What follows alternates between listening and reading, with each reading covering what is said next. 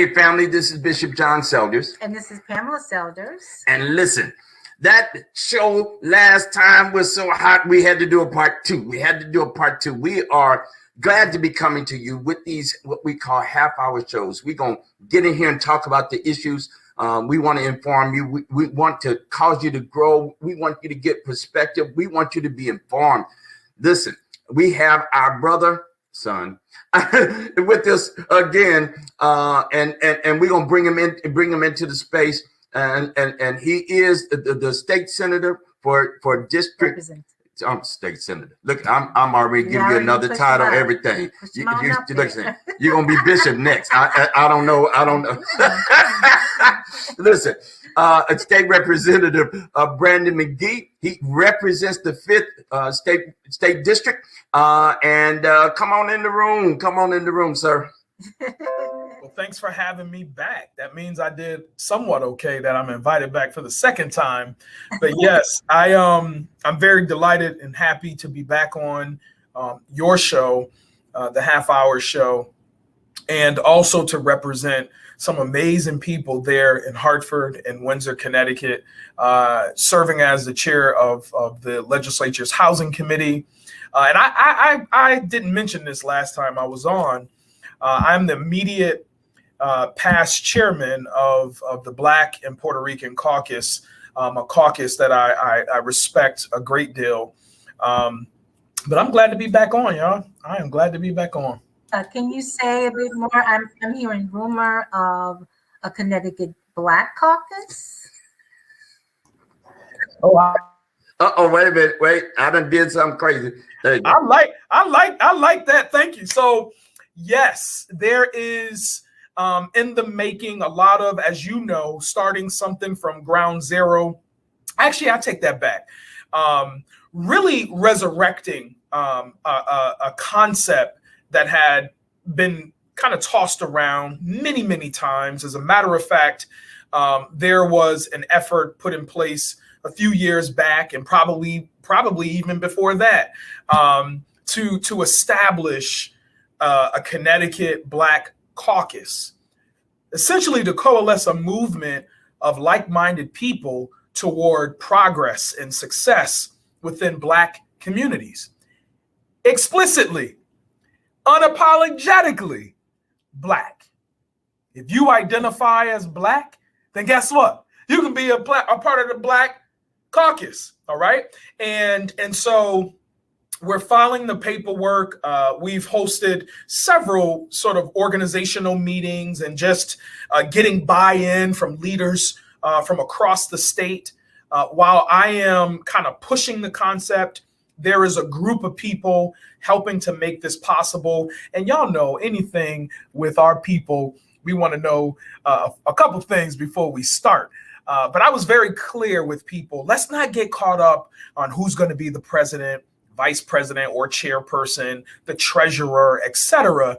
Let's all figure out what our mission will be, what it is that we wish to accomplish, what data will inform our strategies, and how do we sustain our work by fundraising. Okay. And so you'll be hearing more once we conclude this legislative 2021 session. We will be kicking off the Connecticut Black Caucus, not the Connecticut Democratic Caucus, the Connecticut Republican Caucus, the Connecticut Black Caucus. Because we got folks, quite frankly, who don't care about parties. Okay, we got people who are part of the Republican Party and they're Black, or the Democratic or the Independent. All right, it's okay.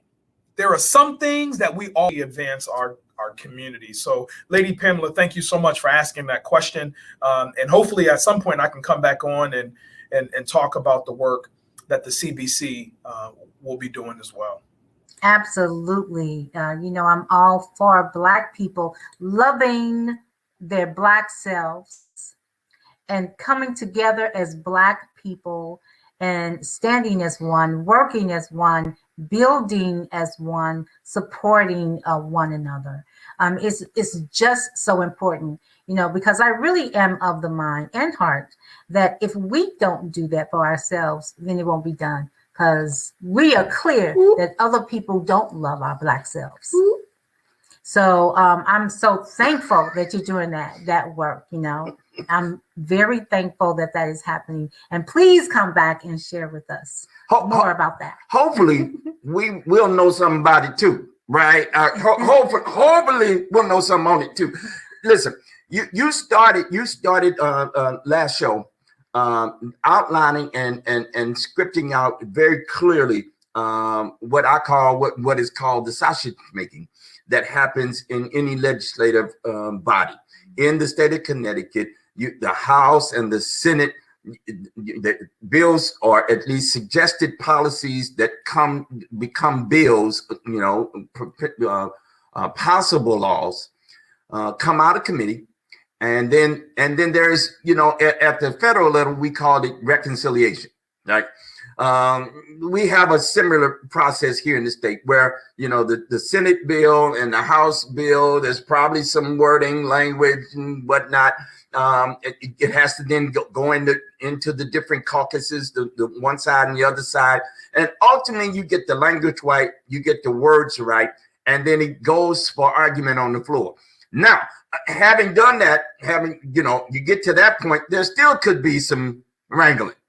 And so you are now at that point, as we're hearing, that there's some language being floated around, there's some cobbling together. Could you explain that some more and then tell us where this will end and where this will end? Yeah, that was so well said. You must be a preacher.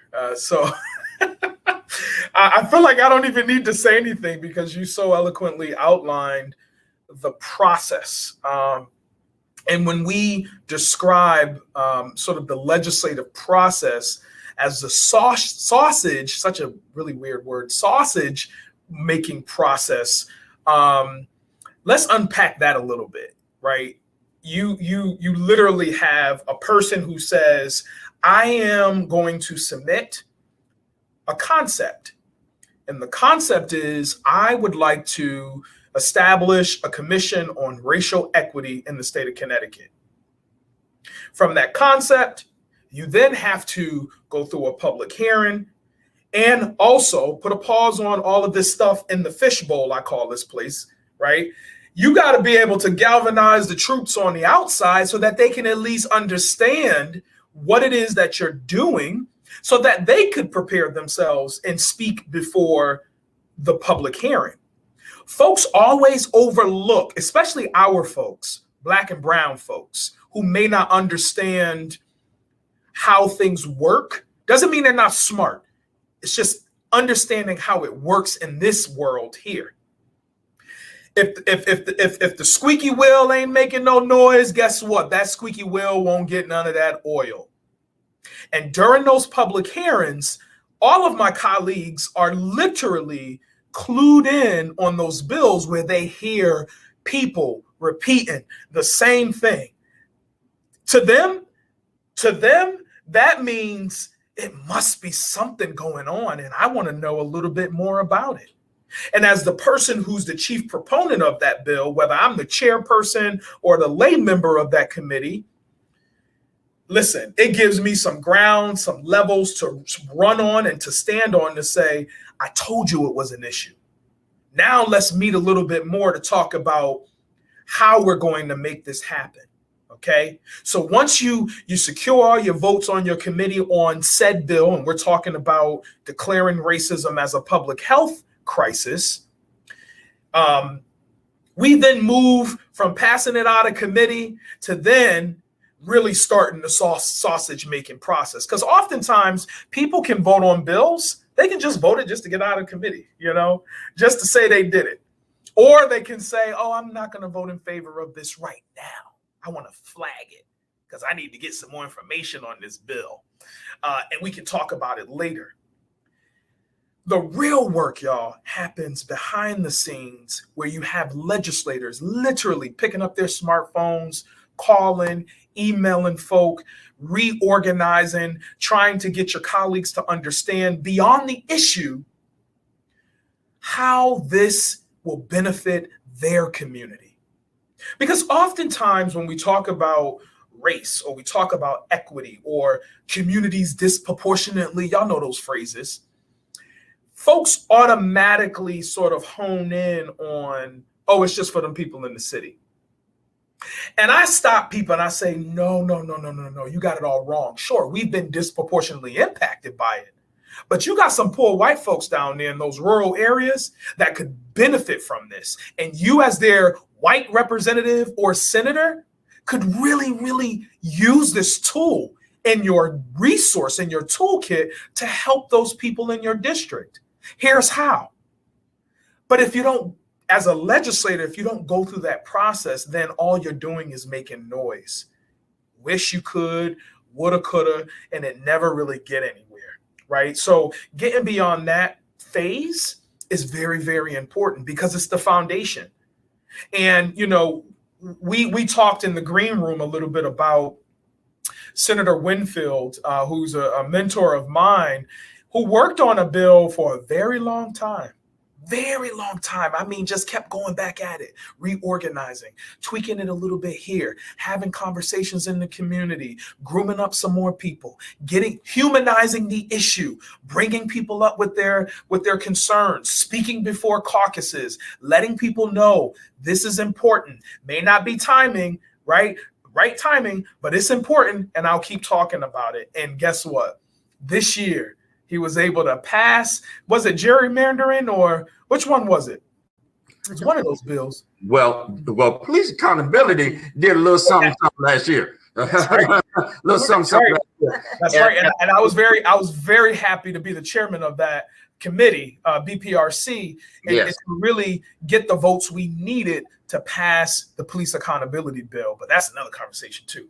But that's what you're talking about. That all of these conversations don't happen in a vacuum. They happen in a context. Yeah. And that we got to move it along. And the legislative process, I wish it was, we could just say, and it's done.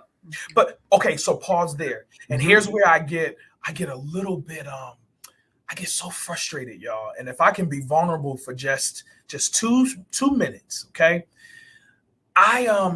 We know the challenges we're faced with in our communities. I grew up on Barber Street, north end of Hartford. Some of the buildings are the same buildings where my mama and my daddy lived in Stowe Village, the Brickyard. Buildings are still the same. Blighted, just like they were in the 70s, and here we are in 2021. That's an issue.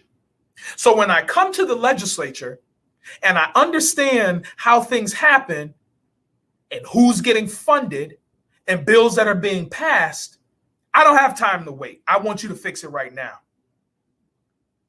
Now, I'm talking to my younger self when I got here, right? I wanted things to happen, just as you said, Bishop. I wanted to happen because y'all know the issues, my colleagues. Y'all know we struggling. Y'all know Black and brown kids are being killed. Y'all know the education system sucks.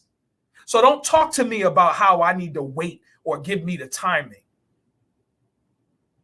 So what do? You get smarter and you figure out how to position yourself, unpack the issue in a way that your colleagues sometimes, some of them are ignorant, and it's okay. That's your opportunity to educate, and you educate people. And don't be afraid to walk on the other side to say, I know how you think, but it's okay. Let's sit down and let's talk. Let's go on the little leather bench outside and let's talk, because I want to learn about you and you learn about me. And you still may not get a bill passed, but guess what? I moved the needle a little bit closer because they seen me walk over there and talk to that man who don't care nothing about Black folk, and we know it. And you went over there and we talked to him, and now folks are like, what's happening there? I want to learn a little bit more. What am I saying? What I'm saying is it takes consistency, grit, persistent efforts to keep things going. And when we begin talking about bills like racism as a public health crisis in the state of Connecticut, I just know it's the time. I know it's the time because all of our young people all of the organizations that helped to organize protests last year and still continue to do it, that laid the groundwork on top of what was happening years ago, Rodney King or the civil rights movement, you name it. Because we didn't just wake up and started doing this. I mean, we're building on this. And so now folks don't want to be, at least here in the General Assembly, they don't want to be on the wrong side of history when you begin talking about moving toward racial equity. And how do you do that? You got to at least put some money where your mouth is. And for me, I want to be at the table to help frame the conversation. But beyond framing the conversation, I have to be responsible as a legislator to request the funds needed to support the work and also to sustain the work. And so where we are now within this sausage making process here in the General Assembly between the Senate and the House, I told Lady Pamela and Bishop in the green room, you know, at this point, and it's hard as an elected official. If nobody else says it, I'll say it. It's hard letting your baby go. And what I mean by that is I help alongside many community folk. All right. Sometimes I forget to name folks. Folks get their little feelings hurt. Listen, organizations out there did the work. And that was the only way that I was able to jump on and to help out, but stay in my legislative lane to figure out how to influence policy. And that's what I'm doing. So all that aside, I know that in order to get a bill passed, I got to put on my negotiation or negotiating hat. And in saying that, there is what you call the Senate Bill 1. Senate Bill 1, if you don't know, it's priority. Anything that's number 1, you already know, alpha, right? It's priority. And so I was asked, Brandon, would this be okay if we were to merge Senate Bill, or rather 666-2 into Senate Bill 1, which is an overall sort of public health bill? And I says, with all due respect, a resounding yes. Why not? But under these circumstances. And that's how the conversation has been. And I've been extremely pleased with the process. I'm sure there's going to be some bumps in the road as we begin to close out the legislative session. You know, folks, we're still legislative leaders, y'all. We still have to be elected by our districts, right? And so there are some of my colleagues who come with some asks, and you've got to be able to push back to say, no, I'm not budging on that. I can't budge on that, because that alters sort of the teeth, the intention of this particular piece of policy. So we still got a little work to do. The bill will be called next week, meaning where are we? It'll be called during the week of the 18th. And so, you know, you want to call your legislators. You want to make sure folks understand the importance of supporting said policy. That Senate Bill 1, y'all call your senators, call them and remind them, make sure you vote in favor. The same thing when it gets down to the House. Make sure you call your House members and let them know the importance of passing the bill on declaring racism as public health. And should we say that, and should we say that or call it SB1? Should we mention 6662? No, you can call it you can all call it SB1. Okay. Because my bill literally is a copy and paste with a few sort of tweaks, because we heard from a lot of our community stakeholders, we want to be able to define racism. We want to make sure we include this organization. And that feedback is important. And so it's a lot, it's extra work, but that's what I signed up to do. And so I've been checking in with a lot of community stakeholders to say, hey, let me run this by you. Oh, and by the way, here's why we can't do this. The legalities of it doesn't allow us to do it, but we can put a word in that'll make, so there are a lot of things that we can do as a partner in order to get a bill passed. And I just want to say thank you, Brandon, for really hearing from the community and taking it seriously. Moral Monday in Connecticut Black women, thank you for taking the time to understand that these issues are critical issues on the ground. and that and so we're really thankful that someone is paying close attention to these things that we're bringing forward to consider in this process. And I want to say that you being from the community and living here and understanding all that helps a lot. So I appreciate your commitment. I appreciate your commitment to community and to really all of the people in Connecticut. I'm thankful to be here during the time that you're there. Makes it easier. I'll pay y'all later. I need to record this. This is good. But one other thing I'd like to mention, and hopefully your listeners would take advantage of the housing resource that's available. It's called Unite CT. You can literally type it in, and it'll bring you to the Department of Housing, Connecticut's Department of Housing website. It's basically an emergency rental assistance program. It provides resources for tenants as well as landlords. You can also get support on your utilities and other supports. So I encourage you to please log on if you have been impacted by the pandemic, loss of job, lack of income, whatever it is. This resource is here to help you.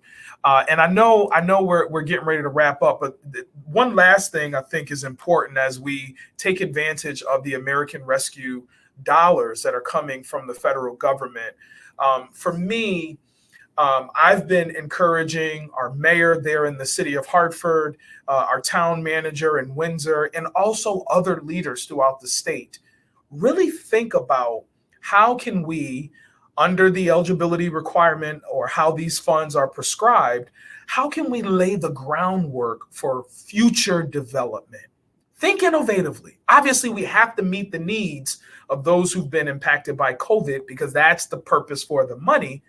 However, housing, for example, we've been talking about here establishing an equity fund that will essentially provide dollars around infrastructure in communities. And I just use Hartford, but there's so many other communities throughout the state. New Haven, Bridgeport, Waterbury, you name it, Middletown, etc. Create this equity fund that would be made available to those communities that are in need of desperate support. Ongoing. So, why not put $2 billion in it? It's not $2 billion over 10 years. Ain't a lot of money. I just want y'all to know that. It sounds like a lot, but it ain't. So when y'all talk about President Biden and these trillion with the T, listen, spend that money. Spend that money and sit it on down. But it was just very important that I mentioned that piece with respect to all of this money that's coming into Connecticut over the next 2 years. We should be able to utilize those funds to reposition, rethink, reimagine what housing looks like in the next 5 to 10 years. So again, thank you so much for this opportunity. Yes. Representative McGee, this is the kind of innovative thinking we actually have to have. We need people like you and others who are thinking ahead. These are the conversations we're having in community.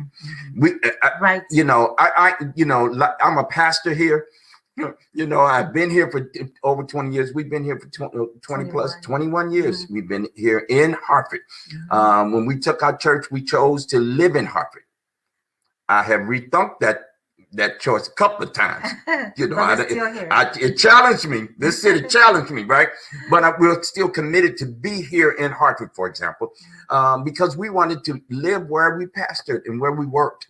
We wanted to be in the community with folk. And so we deal with the same issues you all deal with, you know, people in urban centers and people who are struggling to put money together just to pay their rent, get the bills, you know, paid, and to live. It's in that context here in Connecticut, while we got all this wealth around it, there's so much poverty. That's why we took on leading and continue to lead the Connecticut Poor People's Campaign, because we want to be a voice. We want to be an advocate for those who are struggling and hurting. And the COVID, this pandemic has left us on a kind of a wake. We don't even know what's here because we're still in it. We ain't done. You know, y'all walk around here trying to not to mask, but look at here. Look at here. Yeah. Listen, if you looked at my Instagram page, I'm telling folks, the CDC told y'all to take pills and you ain't gonna get pregnant. You gonna listen to so y'all better put on that mask. That mask. I don't care how vaccinated you are, and I'm fully vaccinated. Wear your mask. Wear the mask. I mean, so in this moment, here we are. We have an opportunity that funds are flowing, you know, and you're right. We just got a few moments here, right? And then it's going to be past. This moment is going to be past. And folk are going to want to rush past this moment to the next thing. Let's take the opportunity now, be strategic in our thinking and set up whatever we put in place so that if you're absolutely right, here in Hartford, Bridgeport, Waterbury, infrastructure is yet a problem. Yeah. We gotta deal with, we still can't get from the south end to the north end, for example. You can't get that. You can't, that's not just here in Hartford, that's in all of our urban centers here in Connecticut, right? So that's a problem, et cetera, et cetera, et cetera. And it's not just an urban problem. Our small towns and our suburban areas, these small hamlets have the same percentage of underfunded, under economically resourced individuals and families. Can I tell you one thing we're missing as a community? We're missing organizations that once were vibrant, like One Chain and other community development corporations that essentially they were laser focused on building, redeveloping one block at a time. And we don't have that. And, you know, where else do they expect one community to just, what they say, lift yourself up by your own bootstrap or whatever, you know, like that's just not how it works. And so we have to figure out in short order, who are those folks with the expertise to help us to develop and to build one node or one block at a time so that we can see true revitalization in our communities. Absolutely. They're here. And what we are committed to do is to have these conversations. You know, that's some of what we did. I had 3 buildings on North End of Hartford for 15 years. I planted my roots and worked right there in the North End of Hartford. You know that. So giving some vision to what housing would look like, connected to all the other things, all the other supports that are needed. Housing is just not for housing's sake. It's got all this other stuff around it. And so we are clear that we're going to need that work. And it is not just in an urban setting. It is in a suburban setting, and it is also in a rural setting. We need the work. Look at him taking pictures. He's going to post this right on up. And that's what you got to do. And that is accessible too, because that's a huge problem. The accessibility, or lack thereof. So, you know, as we are putting together these pieces. Or what they call it is oriented development. We're already familiar with that, right? So that's building housing next to your transit stations, transportation. That's not a new concept. But what we are saying is make sure it's affordable. True affordability for folks, the mama, the single daddy, or whoever that lives in that area can afford to live in a high-rise downtown. And that people can go and know that they can fill out an application and it will be taken seriously. It would be seriously considered, and that they have some access That's to right. whatever it is that's available. Yes, We gotta go. that too. We gotta go. Representative Brandan Thank McGee, you. So much. we love you and we respect you. We Yes. appreciate you and your You work. both. Say hello to the family for us. Yes. Listen, family, we're gonna be back at this next time. Pay attention. We are here for the work. All Bless right. you. Peace. Peace. Peace.